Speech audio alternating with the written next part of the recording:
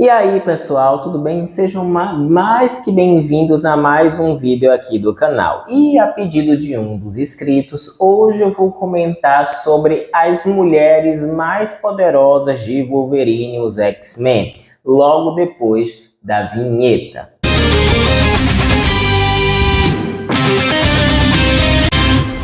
Se você é novo no canal, eu não posso deixar de pedir a sua inscrição, o seu like, o seu compartilhamento, porque isso é muito importante para que a gente continue produzindo conteúdo de qualidade aqui para o canal e simplesmente o YouTube entenda que os nossos vídeos são relevantes e merecem ser divulgados para outras pessoas. E, consequentemente, vai ajudar o nosso canal a crescer. Porque eu tenho reparado que tem muita gente que está assistindo os nossos vídeos regularmente, mas ainda não está inscrito. Então, não custa nada você se inscrever, deixar seu like, comentar, compartilhar e ativar o sininho para não perder nenhuma notificação de vídeo novo, tudo bem? Então vamos lá para as mulheres mais poderosas de Wolverine e os X-Men. Embora Wolverine e os X-Men não seja a animação mais aclamada dos fãs, não é uma animação ruim, tendo em vista que ele conseguiu adaptar Dias de um Futuro Esquecido e Saga da Fênix Negra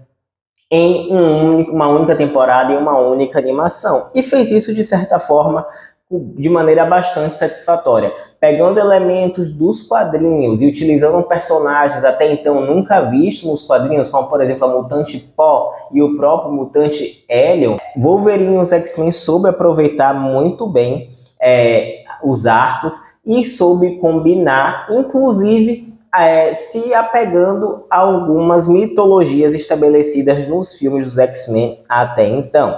Sem sombra de dúvida, as personagens femininas sempre roubam as cenas.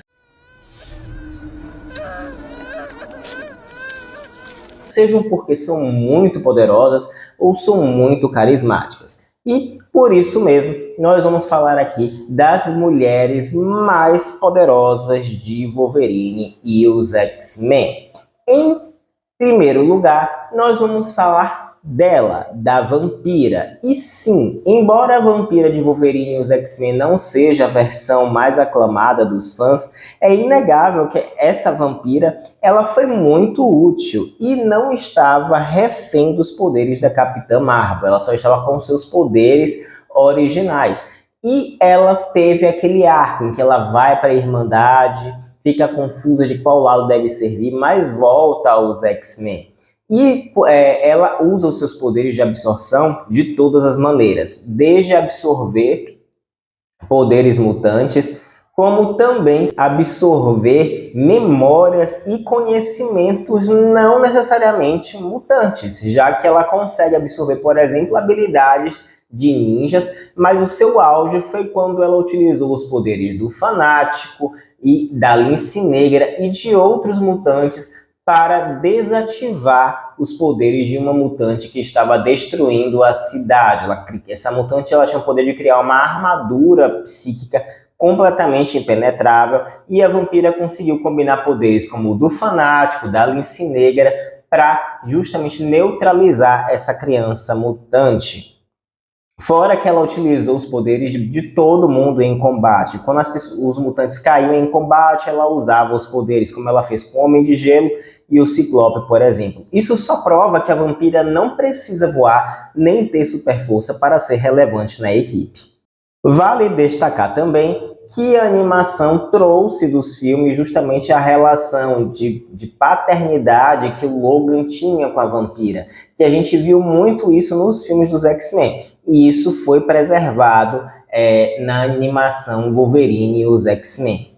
A próxima mutante, embora nessa versão ela não tenha tido tanto destaque, não tenha tido tanta liderança, é a Tempestade. Ainda que ela não tivesse cenas grandiosas ou memoráveis, a Tempestade ainda assim era uma das mutantes mais poderosas dos X-Men. E sua aparição varia desde quando ela estava possuída pelo Rei das Sombras e que estava fazendo acreditar que a África estava em chamas, e ela estava convocando todo o seu poder justamente para impedir aquela catástrofe que estava sendo colocada em sua mente, então ela utilizou muitos poderes. Mas, felizmente, graças a Emma Frost, ela conseguiu voltar a se integrar à equipe. Ela também enfrentou o Arcanjo, como enfrentou a Irmandade, enfrentou o Exército do Sinistro, enfrentou também Sentinelas, sempre em uma variedade de poderes. E um destaque é que a Tempestade mostrou nas animações que ela pode criar campos de força com o ar, como por exemplo ela fez quando a Dominó tentou atacá-la e ela utiliza o ar para criar uma espécie de campo de força.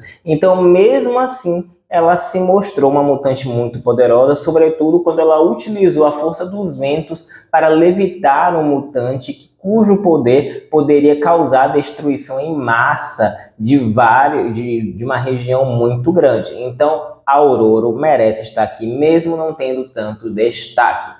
A próxima mutante, a gente vai falar da Polaris, a filha do Magneto. E embora na linha temporal original ela fosse apenas uma garotinha, no futuro a Polaris assume o manto do Magneto, desenvolve os seus poderes e se torna uma importante aliada para os mutantes do futuro, principalmente no combate contra os Sentinelas. Ela era tão poderosa que ela foi capaz de destruir vários Sentinelas ao mesmo tempo, ou construir um sentinela que servia como se fosse uma espécie de guardião dela e de seus aliados. Sobretudo, a gente pôde ver a Polaris em ação como a única sobrevivente de Genosha e, de fato, como herdeira do Magneto. Então ela merece estar aqui nessa lista. Embora Jean Grey não tenha sido uma figura presente em Wolverine e os X-Men, pelo menos não de forma fisicamente, é inegável que a Ruiva é uma das mutantes mais poderosas. Com a saga da Fênix misturando elementos cósmicos e elementos trazidos do filme, a Jean Grey simplesmente era a mutante psíquica que a Fênix escolheu para habitar no corpo, e isso despertou o interesse do Clube do Inferno. Mas mesmo assim, a Jean Grey era uma das mutantes mais poderosas. Quando ela reapareceu, ela foi capaz, por exemplo, com um surto psíquico, desacordar várias pessoas ao mesmo tempo, ou até mesmo, por exemplo, quando mostra o flashback dos X-Men ainda jovem na animação, ela foi capaz de enfrentar o Magneto e controlar as rajadas ópticas do Ciclope. Mesmo não sendo tão presente, mas sendo fundamental para a trama dos X-Men, sem dúvida, a Jean Grey merece estar aqui nessa lista das mulheres mais poderosas de Wolverine e os X-Men. A próxima mutante para a gente fechar a lista, sem dúvida, é a Emma Frost. A Emma Frost roubou a cena de Wolverine e os X-Men. Finalmente os fãs puderam ver a Rainha Branca sendo devidamente representada, e de várias maneiras, tá? Desde a sua telepatia totalmente poderosa, controlada, versátil, a sua forma de diamante orgânica, que era bastante útil, já que nessa forma ela adquiria uma super resistência, super força, que a tornava bastante combativa. E sua telepatia para rastrear mutantes, curar traumas, revisitar memórias, e, sobretudo, na sua virada, na sua trama. A princípio, a Emma estava só interessada em integrar os X-Men e ajudar a encontrar mutantes, mas o seu objetivo real era encontrar a Jean Grey para levá-la até o Clube do Inferno. O que ela não sabia era que o Clube do Inferno planejava extrair a Força Fênix da Jean Grey para passar para as irmãs Cuckoos, para que eles pudessem controlar a Força Fênix, o que era um grande erro, já que a princípio o plano era liberar a Força Fênix na atmosfera para que esse poder não viesse a causar nenhum dano à Terra. Mas a Emma não sabia, e ela passou então a ser tida como traidora dos X-Men, já que ela foi a responsável pelo surto psíquico que causou o desaparecimento do Professor Xavier e da Jean Grey. Mas ela consegue se redimir no final. Lá na batalha final, quando a Força Fênix estava completamente fora de controle e tenta alcançar a Jean Grey novamente, a Emma Frost se joga na frente e absorve toda a Força Fênix. Só que ela não consegue segurar por muito tempo. Só o suficiente para liberar a entidade na atmosfera. Só que o custo foi muito alto, já que ela teve que se aprisionar na forma de diamante, que a estilhaçou, a transformou em vários pedaços, né? Ela pediu perdão para o Scott, para a Jean, mas infelizmente esse foi o fim da Emma em Wolverine e os X-Men. Uma bela redenção.